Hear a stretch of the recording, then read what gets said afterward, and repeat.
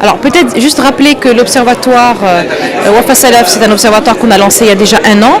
Et l'objectif de cet observatoire, c'est de mesurer 4 indicateurs clés qui sont le pouvoir d'achat, qui sont les intentions d'achat, quelles sont les principales dépenses des ménages et les principaux changements de comportement des ménages. Pourquoi cet observatoire? C'est pour partager avec tout l'écosystème ce genre d'études pour pouvoir faire avancer les choses. Quand on a fait ces études-là, il est apparu qu'il y a des sujets qui méritaient qu'on aille focuser, qu'on aille analyser qu'est-ce qui se passe. Et c'est pour ça qu'on a trouvé, on a fait une étude sur l'enfant, on a fait une étude sur l'automobile, sur les NTI. Et aujourd'hui, pourquoi le voyage? D'abord, on est en début d'été, donc le sujet presque s'impose à nous. Et en fait, ce qui nous a interpellés, c'est justement le changement de comportement des consommateurs marocains vis-à-vis du voyage.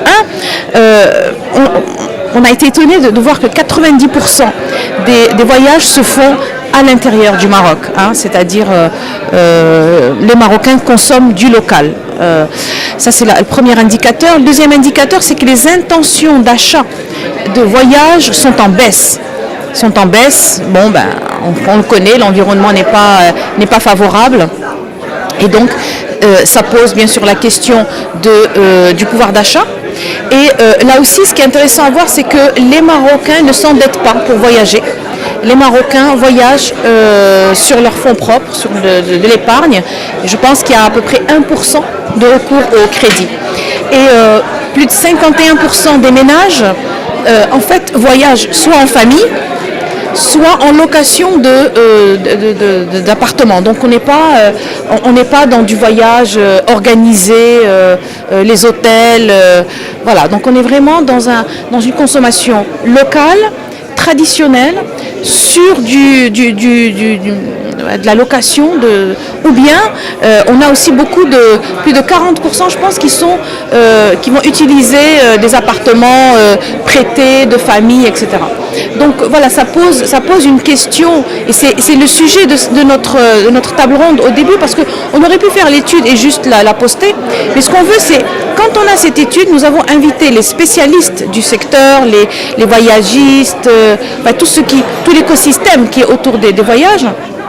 Et l'idée, c'est de poser ces chiffres-là et de voir comment, au Maroc, l'écosystème se structure pour une nouvelle consommation. On voit que le digital, il est vraiment ancré maintenant. Vous savez que dans les utilisations en ligne, dans les consommations en ligne, nous avons plus de 70% des consommations en ligne se font essentiellement pour le voyage, pour les billets d'avion et pour les hôtels. Donc c'est le poste le plus important.